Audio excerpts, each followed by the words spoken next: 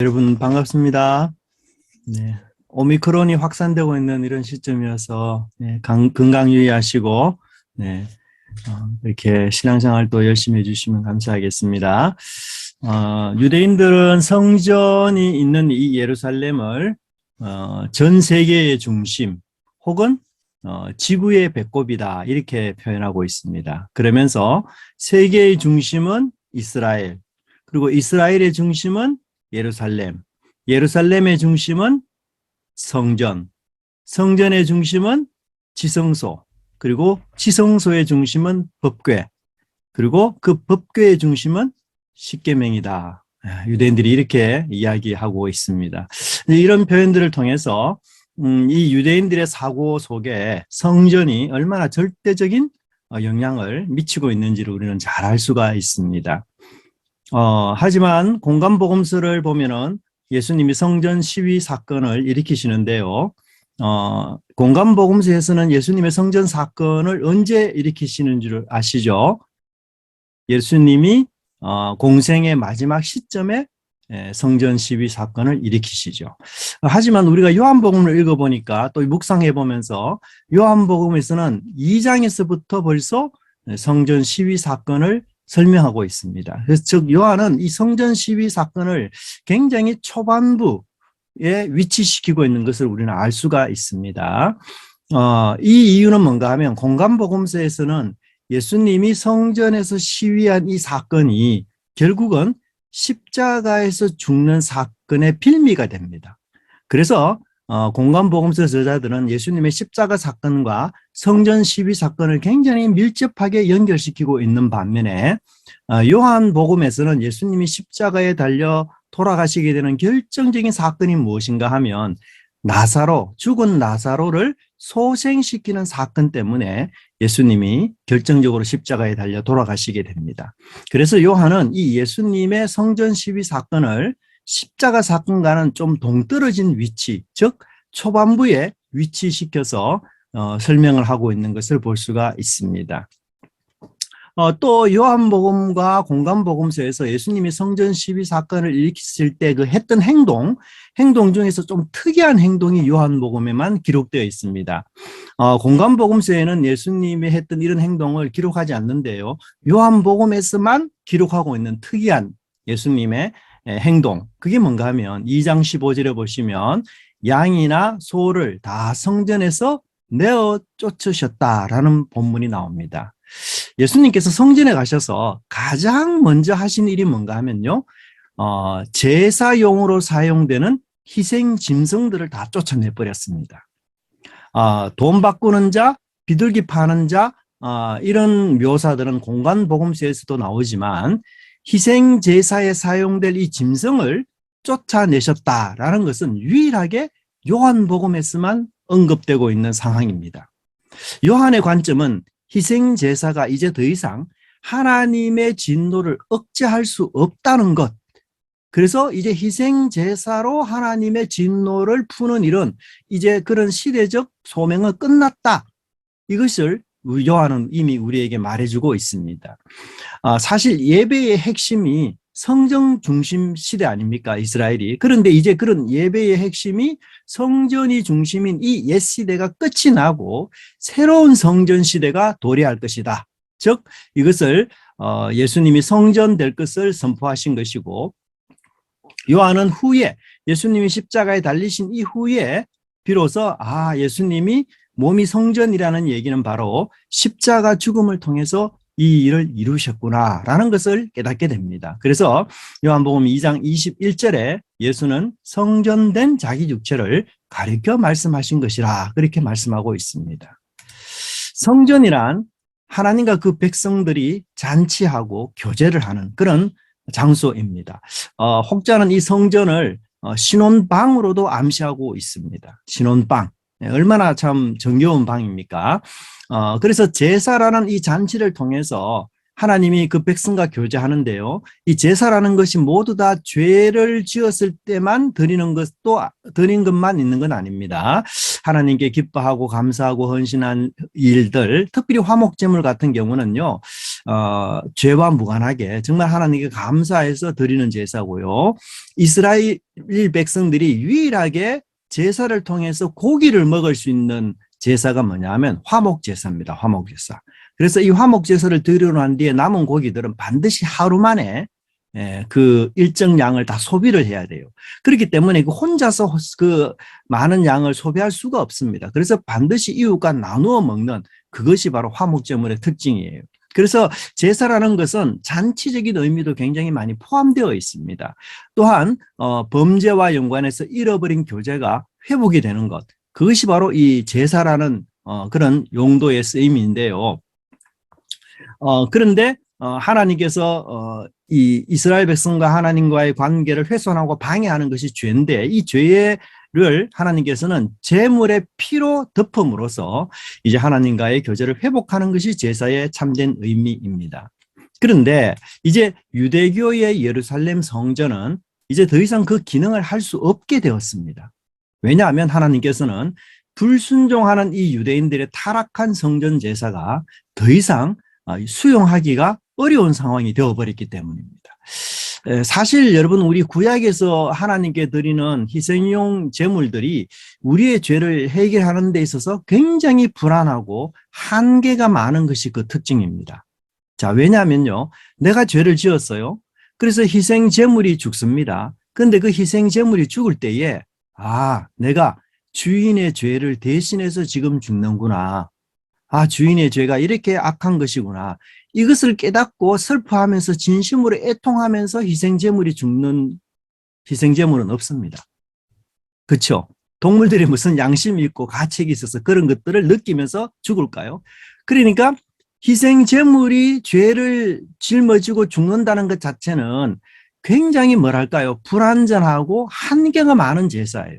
희생되는 짐승은 사실은 자기가 왜 죽는지도 모르는 채 사실 죽을 뿐이거든요. 그렇기 때문에 그 제사가 굉장히 불완전한 제사예요. 하지만 예수님은 십자가에서 하나님께서 퍼붓는 모든 죄의 저주와 진노를 다 느끼시고 그 모든 죄의 짐을 모두 짊어지시고 가셨던 것이죠. 그래서 완벽한 희생 제물이 되신 것입니다. 요한의 정언대로 그는 하나님의 진정 어린 양이었던 것이고요. 특별히 희생 제사뿐만 아니라 이 희생 제사로만 끝나는 게 아니라 피로 새 언약을 세우는 것이 훨씬 더 중요합니다. 그래서 예수님의 희생 제사에는 두 가지 의미가 있는데요. 속죄의 기능과 새 언약을 맺는 기능, 이 두 가지 기능이 함께 있습니다. 속죄만 해서 하나님의 백성이 될 수가 없어요. 언약을 반드시 맺어야만 백성이 될 수 있는데, 언약은 그럼 어떻게 맺는가 하면 옛날에 모세가 언약을 맺을 때 피로 언약을 맺었어요. 피를 뿌려서. 그래서 새 언약도 피로 맺어야 되는데 이 새 언약의 피는 짐승의 피보다 더 우월하신 예수님의 피로 언약을 맺게 되었다라고 이야기하고 있습니다. 예수님은 성전 시위 사건을 통해서 이런 자신의 계시를 전달해 주었지만 이 세상의 관점, 이 땅의 관점, 세상 아래의 관점에서 사로잡힌 이 유대인들은 그 예수님의 표적 계시를 제대로 이해할 수도 없었고 그것을 이해하려는 마음도 없었습니다. 그들은 아직도 구약의 이 제사 제도가 그들이 가진 이 죄 문제를 완벽하게 해결하는 처방으로 여긴 것이죠. 그래서 하나님이 임재하시는 이 성전이 무너지는 것도, 또한 그 성전에서 제사를 드리는 것이 중단되는 것도 용납할 수도 없고 있을 수도 없는 일로 그들은 여겼던 것이었습니다. 하지만 예수님을 통해서 이제는 구약과 유대교를 완성하는 이 종말론적 구원을 가져왔다라는 사실은 무엇을 우리에게 말해주고 있는가 하면요, 이제 더 이상 모세의 시내산 언약에서는, 과거 모세의 시내산 언약 체계에서는 구원을 얻을 수 없다는 것을 말하고 있습니다. 그럼 좀 이상한 표현이죠. 아니, 그렇다면 구약 백성들은 구원을 얻지 못했단 말입니까? 구약의 성전과 제사 제도, 이거 분명히 하나님이 지시한 것 아닙니까? 그리고 그 지시에 따라서 백성들이 성전에서 기도하고 제사를 드리면서 하나님과 관계가 회복된 그런 일들이 많이 기록되어 있지 않습니까?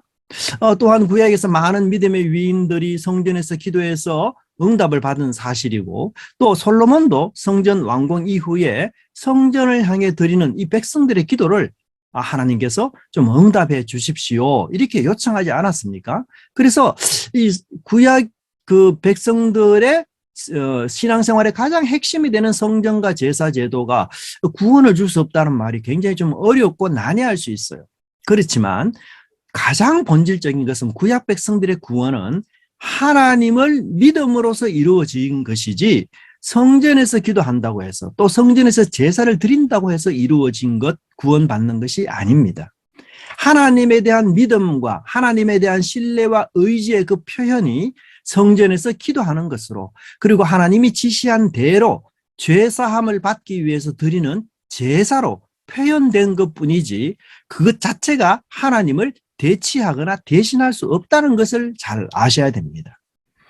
사실 여러분, 이 세상에 있는 모든 세계의 종교는요, 결국은 다 제사 종교입니다.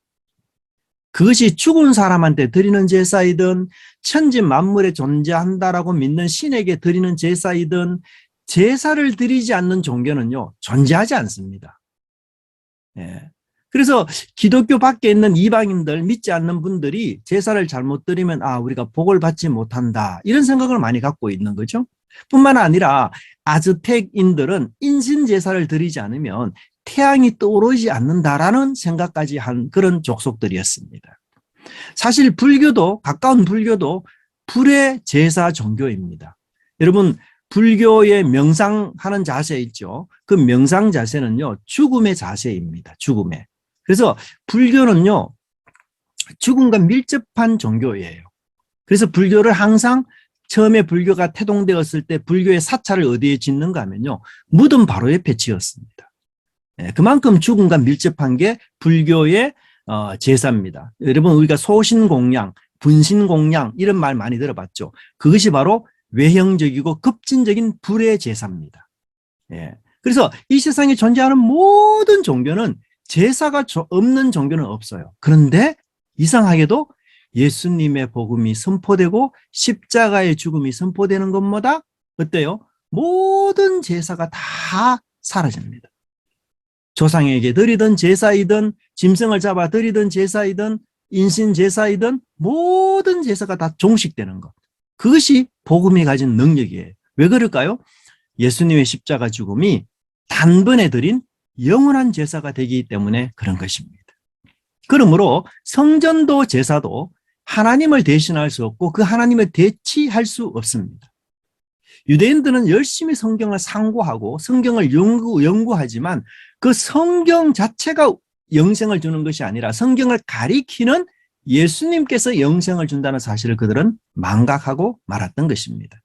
그래서 그들은 예수님을 향하여서, 예수님은 이제 그들을 향해서 하나님을 믿지 않는 자라고 정죄할 뿐만 아니라 심지어 그들이 존경하는 모세가 오히려 이 유대 민족 전체의 언약 고발자가 될 것을 말해주고 있는 것입니다. 자, 그래서 구약의 성전과 제사 제도가 우리에게 구원을 주지 못한다면 궁극적으로는 예수님에 의해서 구원이 올 뿐만 아니라 그것은 은혜로만 가능한 것이고, 그 은혜는 의인이나 죄인이나 모두 예수님을 믿음으로서만 가능하다라는 것을 이야기하고 있어요. 그런데 이 중요한 맥락을 지금 요한은 3장에서는 니고데모, 4장에서는 사마리아 여인을 통해서 죄인, 자칭 의인이라고 생각하는 니고데모이든 아니면 유대인들이 그렇게 멸시하고 무시하는 사마리아 여자이든 어떤 인종, 어떤 성별과 무관하게 모두가 예수 그리스도를 믿음으로서만 구원 얻는다는 이 폭넓은 진리를 3장과 4장에 걸쳐서 우리에게 설명해 주고 있습니다. 여러분, 니고데모는 어떤 사람입니까? 모세의 시내산 언약을 기초로 한 정통 유대교의 최고봉 사람입니다.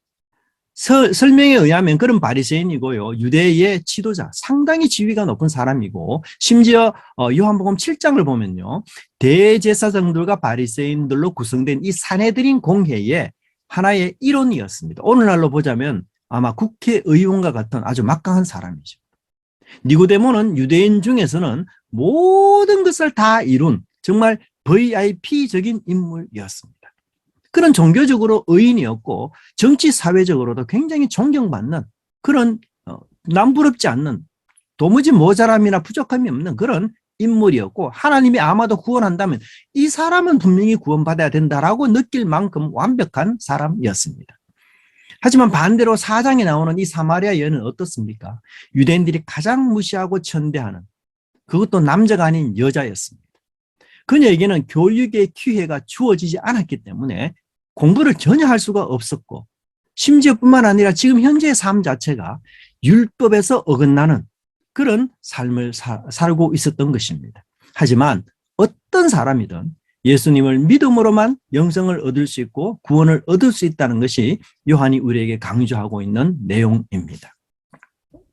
4장 3절과 4절을 보시면 유대를 떠나서 다시 갈릴리로 가실새 사마리아를 통과하여야 하겠는지라 라고 쓰고 있습니다. 유대에서 갈릴리로 갈 때에 사마리아를 거치지 않고 다른 길로 갈 수가 있습니다. 아니 일반적인 유대인의 경우에는 이 부정한 땅 사마리아로 가는 것 이것 자체가 사실 금기였습니다. 그렇기 때문에 사마리아로 가는 이 길이 지름길이기는 하지만 부정한 땅이기 때문에 우회하고 배회하고 돌아서 가는 것이 통상적인 방법이었습니다. 하지만 여기서 예수님은 사마리아를 반드시 통과하시려고 사마리아 지역을 반드시 가시려고 하는 결단과 의지를 요한은 설명하고 있습니다. 우리는 여기서 사마리아의 역사적 정황을 좀 알아보도록 하겠습니다. 솔로몬이 죽은 이후에 이스라엘은 남과 북으로 나누어졌죠. 남유다의 경우는 수도가 어디입니까? 예루살렘입니다. 근데 북이스라엘의 경우는 수도를 새롭게 정해야 돼요. 그래서 오므리가 북왕국의 왕이 될 때에 그는 수도를 사마리아로 정했습니다. 하지만 북이스라엘은 주전 722년부터 721년에 아수르에게 패배하고 그리고 백성 대다수가 노예로 끌려가고 맙니다. 그리고 그 땅 사마리아에는 다른 민족, 이방인 민족들이 거주해서 살게 되게 되었어요. 그렇게 해서 자연스럽게 이 사마리아 지역이 혈통적으로 종교적으로 아주 혼합된 민족이 생기게 되어버렸습니다. 남유다 역시 587년에 바벨론에게 패배하고 또 포로로 끌려갔습니다. 그러나 하나님의 은혜로 이제 70년 후에 페르시아 왕 고레스의 칙령으로 유대 족속이 이제 자신의 고향 땅 유대로 귀환해서 성벽과 성전을 재건하려는 이 시점에서 사마리아 사람들이 그들에 대해서 굉장한 적대적 행위를 시도했습니다. 이제 이때부터 사마리아 사람과 유대 사람들 사이에 아주 원한 관계가 세워지게 된 것이죠. 또한 유대 관점에서 본다면 이 사마리아 사람들은 여호와가 아닌 이방신을 섬기는 아주 불결한 족속이고 유대인의 원수로 여겨졌습니다. 이들이 이 사마리아 사람들을 얼마나 혐오하고 미워했는지는 유명한 랍비들의 얘기를 들어본다면 유명한 랍비 벤 시라라는 사람은 이렇게 말합니다. 내가 전적으로 혐오하는 두 민족이 있는데 세 번째는 민족이라 할 수도 없다. 그들은 세일과 블레셋에 사는 자들 그리고 세겜에 거하는 멍청한 족속들. 세겜에 거하는 멍청한 족속이 바로 사마리아 사람들입니다. 뿐만 아니라 여러분 잘 아는 유대 역사가 요세푸스. 이 사람은 사마리아인들을 어떻게 평가하는가 하면요. 환경에 따라서 자기들의 태도를 바꾸는 일을 하는 믿을 수 없는 사람, 비열한 속성을 지닌 사람 이렇게 표현했습니다. 자, 유대인들이 예루살렘에 포로 귀환한 이후에 성전을 재건했듯이 사마리아 사람들도 주전 400년경에 예루살렘 성전에 대항하기 위해서 오늘 본문에 이 사마리아 여인이 말하는 것처럼 그리심산에 성전을 세웠습니다. 그렇다면 사마리아 사람들은 왜 그리심산에 성전을 세웠을까요? 어떤 근거에서 그리심산에 성전을 세웠습니까? 사마리아 사람들은요, 모세 오경만 믿습니다. 그래서 그들은 신명기에서 다음과 같은 구절을 발견했는데요. 신명기 12장 5절에 오직 너희의 하나님 여호와께서 자기의 이름을 두시려고 너희 모든 지파 중에서 택하신 곳인 그 계신 곳으로 나아가서 하나님이 택하신 곳에서 하나님께 나아가라 이렇게 말하고 있는 이 신명기 12장 5절에 근거해서 그들은 신명기 11장 29절에서 나온 그리심산을 성전으로 세웠습니다. 신명기 11장 29절에 내 하나님 여호와께서 네가 가서 차지할 땅으로 너를 인도하여 들이실 때에 너는 그리심산에서 축복을 선포하고 에발산에서 저주를 선포하라. 그래서 그들은 그리심산에 성전을 세웠습니다. 이 구절에 근거해서. 그런데 2세기 말경에 유대의 하스모니아 왕가의 통치자였던 왕이 이 그리심산의 성전을 파괴해버렸습니다. 네, 얼마나 이 원한 관계가 깊겠습니까? 그래서 이 일 때문에 두 민족 사이가 이제는 완전히 그 정치적으로, 종교적으로, 신학적으로 적개심을 유발시키는 아주 강력한 계기가 되어버렸습니다. 그리고 명절을 지키기 위해서 예루살렘으로 가던 이 갈릴리 한 사람이 사마리아 사람에게 살해를 당하는 일이 생겼습니다.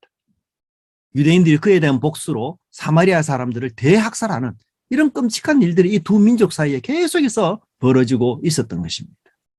자, 이런 역사적 정황 속에서도 예수님은 어디로 가야 되겠다고 생각하셨습니까? 사마리아를 통과해야 되겠다. 적개심이 가득한 곳이죠. 그것은 바로 예수님의 신학적 필요 때문이었습니다.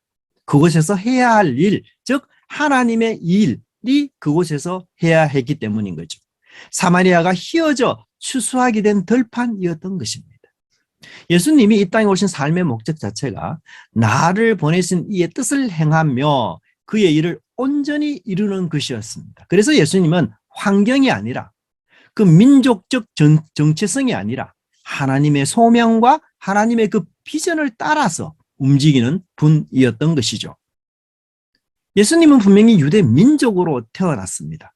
그리고 어릴 때부터 이 사마리아의 관계를 익히 들으셨기 때문에 사마리아에 대한 이 악감정은 분명히 자연스럽게 있었을 것입니다. 하지만 지금은 그 예수님께서 요셉의 아들이 아니라 하나님의 아들로서 활동하시고 유대인이 아니라 십자가의 사랑으로 온 세상을 품는 그 하나님의 아들로서의 소명을 감당하고 있는 것입니다. 예수님의 이러한 행동은 당시 관념과 틀을 깨는 아주 파격적이고도 충격적인 것이었어요.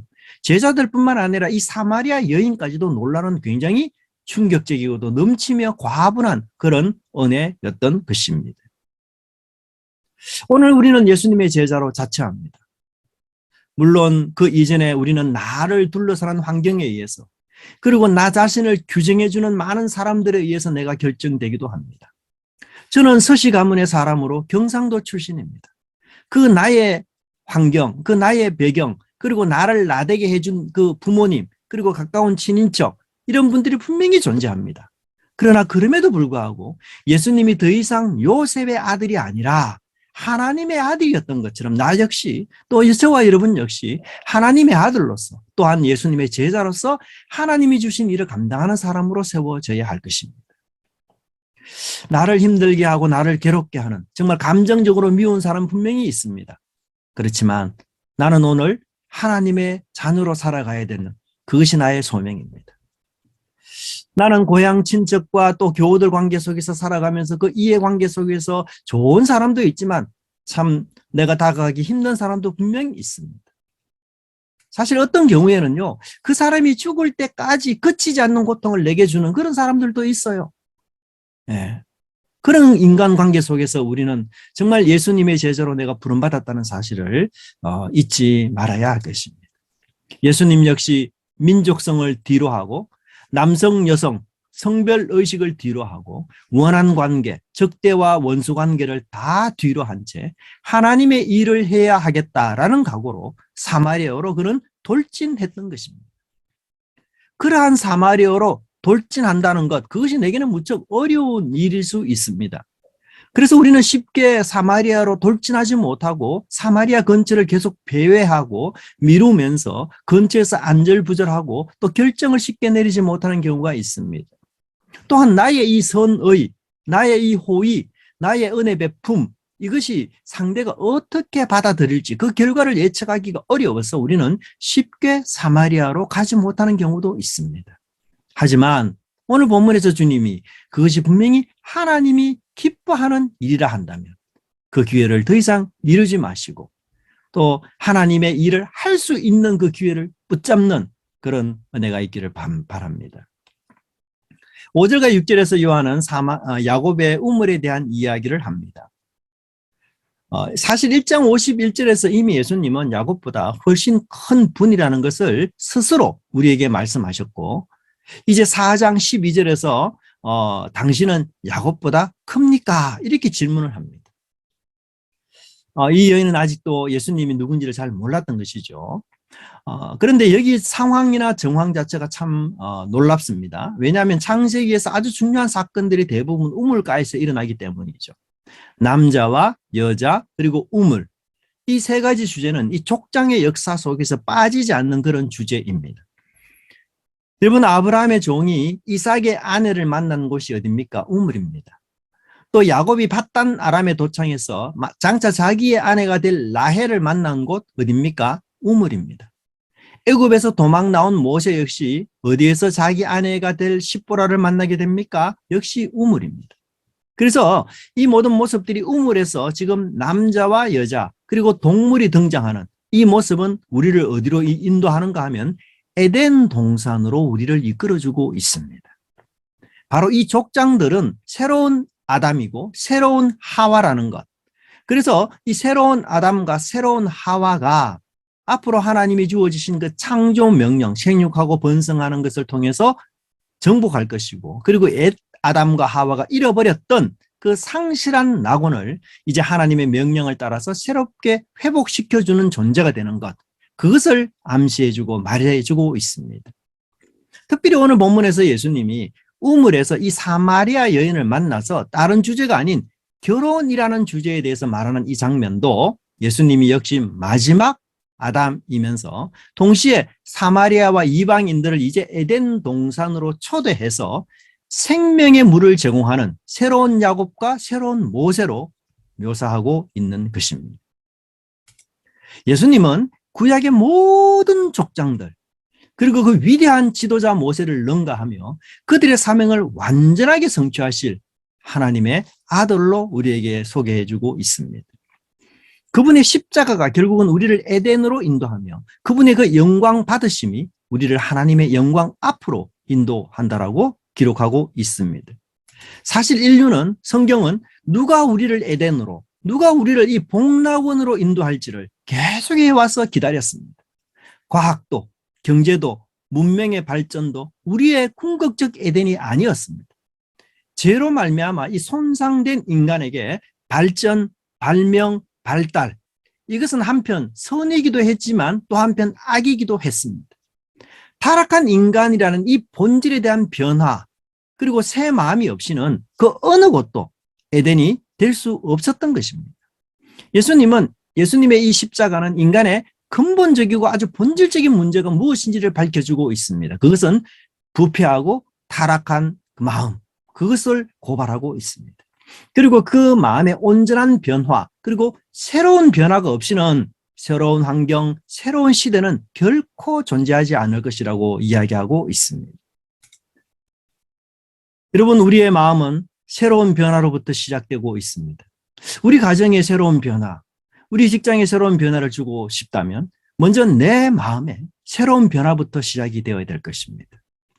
그리고 십자가 아래에서 받았던 그 은혜의 마음을 간직하여 직장과 가정과 세상으로 나가야 할 것입니다. 예수님과 여인의 대화가 점점 더 깊어갑니다.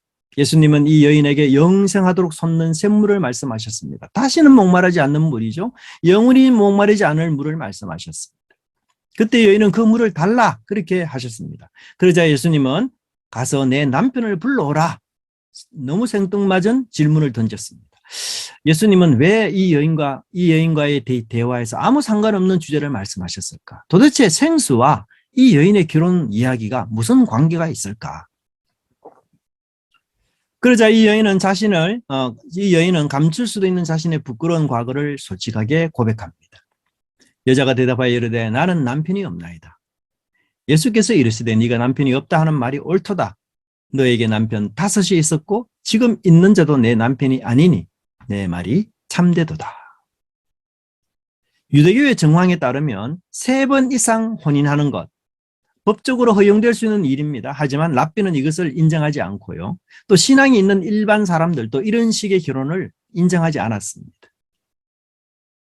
더구나 내연의 남자가 있다는 것 자체는 전혀 종교적 지지를 받지 못하는 일입니다. 예수님은 이 여인을 정죄하기 위해 이 질문을 던진 것은 아닙니다. 아마도 이 여인은 여인으로 태어났기 때문에 당하는 그런 문화적 그리고 전통적 불이익이 분명히 있었으리라 생각합니다. 남성 중심의 사회인 이 유대 사회에서 이혼당한 여인이 혼자 산다는 것, 그것은 거의 불가능한 일이었습니다.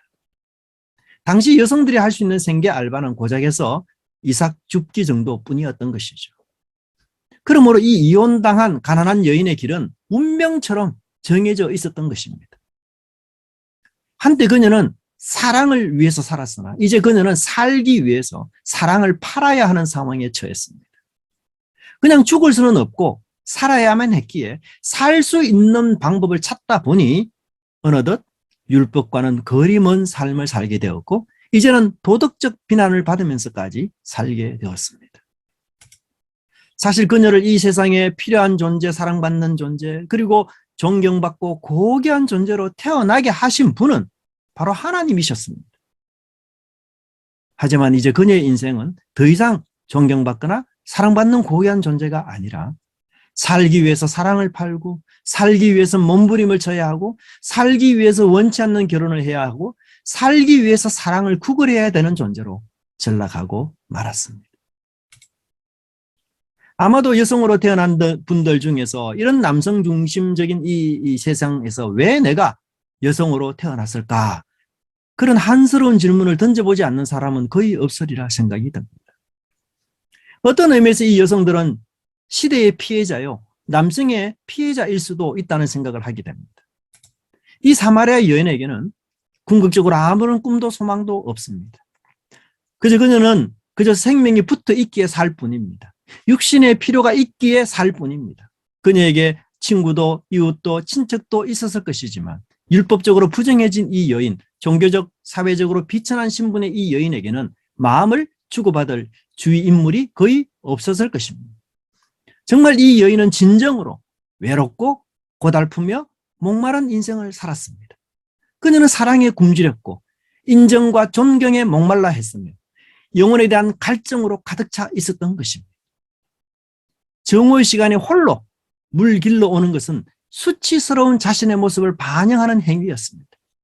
죄의식으로 가득한 삶, 그래서 무의미하고 공허한 노동을 반복할 뿐이었던 것이죠. 생존에 대한 의미 없는, 그리고 삶에 대한 소망과 목표 없이 그냥 오늘도 내일도 먹고 마시고 살아야 하는 인생이기에 그녀의 인생에는 기쁨도 희망도 없는 그런 무채색 인생이었던 것입니다. 하지만 예수님은 이런 여인을 찾아가셨습니다. 망가진 여인, 실패하고 좌절하고 낙심한 여인, 여성으로서의 그 존귀함과 아름다움을 상실하고 세상의 남자들에 의해 이용당하는 이 아픈 여인, 여성으로 태어나 지어지은 이 끔찍하고도 잔인한 운명의 짐 앞에서 어찌할 수 없이 살아야만 한 이 여인, 5번이나 결혼했으나 참된 사랑을 만나보지 못한 이 여인, 사랑에 배신당한 아픔, 사랑에 이용당한 상처로 가득한 이 여인, 남편 없이는 살 수 없다는 이 제도와 율법에 매여 살아가는 이 가련한 여인, 남부럽지 않게 살고 싶은 소망은커녕 이제 부끄럽고 수치스럽지만 살아야만 하는 이 여인, 그녀의 인생에게 참된 사랑은 존재하지 않고 거짓된 사랑이라도 붙잡고 살아야만 하는 이 여인, 많은 사람들이 외면하고 거부하는 이 여인을 예수님은 찾아가셨습니다. 예수님은 사람을 차별하지 않으십니다. 오히려 고아와 과부의 아버지와 남편 되시기를 자청하는 분이십니다. 예수님을 만날 수 없을 정도로 낮은 사람, 죄인은 존재하지 않습니다. 오히려 예수님은 낮은 사람을 찾아오셔서 손을 잡아주시고 그를 만나주시는 분이십니다. 여러분, 어떤 절망과 좌절에 빠져 있습니까? 어떤 목마름과 갈증으로 여러분 힘들어하십니까? 오늘 인자하게 우리를 찾아오신 이 예수님의 손을 붙잡으십시오. 우리가 드는 이 예배 가운데 현존하시는 그 예수님의 이름을 부르시고 그 사마리아 여인에게 찾아오신 그 주님은 나에게도 변함없이 우리에게도 지금 찾아오고 계시며 찾아오시기를 원하고 계신다는 것을 깨닫기를 바랍니다. 부끄럽고 수치스럽고 그리고 원망스럽지만 이 속에 있는 진심을 주님 앞에 고백하십시오. 사마리아 여인의 그 사적인 생활, 결혼 생활, 은밀한 비밀한 그 생활 주님은 다 알고 계십니다. 어쩌면 우리 속에도 사마리아 여인처럼 5명 이상의 남편이 존재할 수도 있습니다. 세상과 살아가는 삶 속에서 내가 의지할 대상이 어떻게 6명 뿐이겠습니까? 어려운 사건과 어려운 여건 속에서 의지할 그 남편, 의지할 그 대상이 또 얼마나 자주 바뀝니까? 돈이 필요할 때는 때로는 병원에 힘 있는 사람, 때로는 법원이나 경찰에 아는 사람 필요할 때가 있고 백이 필요할 때 그때마다 우리는 남편을 바꾸는 이 사마리아 여인처럼 그런 의지의 대상을 끊임없이 찾지 않습니까? 하지만 모든 것을 다 하시고 필요한 것을 채워주시는 참된 남편은 오직 예수님뿐입니다. 우리는 오직 순결한 신부로서의 역할을 잘 감당하면 되는 것입니다. 남편 바라기처럼 예수님을 바라보는 것, 어떤 힘든 상황 속에서도 남편 대신 예수님만 바라보는 것, 그것이 바로 우리의 소명입니다. 19절 이하에서 주제는 예배로 바뀝니다. 여인은 예수님을 선지자로 고백하면서 신학적 갈등이 깊은 문제에 대한 해결책을 예수님께 요구합니다. 사실 예배 장소에 관한 이 문제는 유대인과 사마리아 사람들 사이에 아주 첨예한 논쟁거리였습니다. 모세 오경만 믿었던 이 사람들은, 사마리아 사람들은 하나님이 예배받으시는 이 장소를 그리심산으로 그렇게 믿었던 것이죠. 언약의 복이 선포될. 반면 유대인들은 예루살렘에서만 예배 드릴 수 있다. 다른 곳에서는 절대로 예배 드릴 수 없다는 규정을 내렸는데 이 규정도 역시 똑같이 신명기 12장 5절을 근거로 그들이 규정을 내렸습니다. 하지만 예수님은 이 유대인의 우선성을 존중하지만 더 이상 예루살렘도 그리심산도 아닌 영과 진리로 예배해야 한다 결론을 내리셨습니다. 영과 진리라는 것이 한때 오해를 많이 했는데요. 이 본문에서 제대로 잘 설명하고 있는 것처럼 영은 성령을 뜻하고 진리는 사실 예수님을 암시하는 그런 표현입니다. 성령과 진리 또는 성령이 가져다주는 실체 혹은 성령과 진리 대신 예수님, 이렇게 우리가 이해하는 것이 가장 무난한 해석이라 볼 수 있습니다. 사실 이제 영과 진리로 드리는 이 예배는 이제 새 시대의 예배를 이야기하고 있습니다. 예루살렘 성전에서 드리는 예배, 사마리아 사람들이 그리심산에서 드렸던 그 예배, 그것은 실체가 오기 전에 모조품에 불과한 것이죠. 하지만 이제 예수님이 오셨기 때문에 성령에 의한 예수님의 말씀을 근거로 하는 예배, 그런 예배가 시작이 되었던 것입니다. 이제부터 참다운 예배는 장소의 문제가 아니라 성령과 그리스도 중심적인 예배냐 아니냐에 달려 있다는 것을 이야기하고 있습니다. 여기서 요한은 여인이 그동안 가졌던 이 갈증을 영과 진리로 예배하는 것으로 해결하고 있습니다. 이 놀라운 소식을 들은 여인은 28절에서 물동이를 버려두고 동네로 들어갔다, 그렇게 말씀하고 있습니다. 사실 이 여인이 우물에 온 목적은 물을 길어 가져가기 위함이었습니다. 물이 필요한 만큼이나 사실 그녀의 삶은 갈증과 목마름으로 가득했던 인생이었습니다. 하지만 결론적으로 이 여인은 자신의 갈증이 채워지고 물동이를 버려둔 채 동네로 들어갔다라고 요한은 말하고 있습니다. 사실 예수님의 이런 답변이 이 여인에게 새로운 삶을 보장해 주는 것은 아니었습니다. 예수님은 이 여인에게 자신을 사랑할 아주 새롭고도 멋진 남편을 만나서 이제 나머지 인생은 행복으로 가득 차게 해줄 것이다, 이런 약속한 것 아니었습니다. 아니면 이 고달픈 여인에게 일확천금을 약속한 것 아니었습니다. 사실 이런 복은 세상도 줄 수 있는 것이죠. 예수님은 세상이 줄 수 없는 것을 주러 오신 것이죠. 어쩌면 이 여인은 예수님을 만난 이후에, 메시아를 만난 이후에, 그리스도를 만난 이후에도 그녀의 고달픈 삶은 변함없이 진행되었을 것입니다. 하지만 그녀는 이제 메시아 그리스도를 만났고 하나님의 영광의 본체이신 예수님, 은혜 위에 은혜이신 그 예수님을 만났던 것이었습니다. 그녀는 자신의 일상 가운데서 단 한 번도 만난 적이 없는 그 위대한 하나님을 만나게 되었으며 그 하나님이 이제 그녀의 인생에서 남편이 되시고 주인이 되시는 극적인 변화가 일어나게 된 것입니다. 그러므로 예수님이 일으키는 이 혁명은 매우 조용한 혁명입니다. 그것은 소리 없는 혁명입니다. 하지만 그 혁명에는 힘이 있고 능력이 있어서 옛삶을 버리게 하고 옛사람을 죽이려 하고 욕심과 정을 십자가에 못 박는 무엇보다도 확실한 혁명인 것입니다. 우리는 이제 예수님을 통해서 장소와 시간에 관계없이 늘 하나님과 소통할 수 있는 길이 열렸습니다.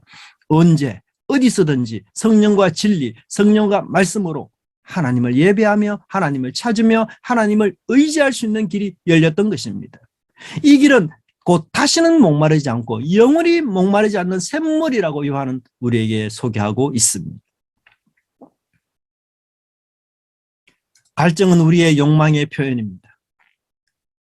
목마름은 세상을 향한 우리 욕구의 표현입니다.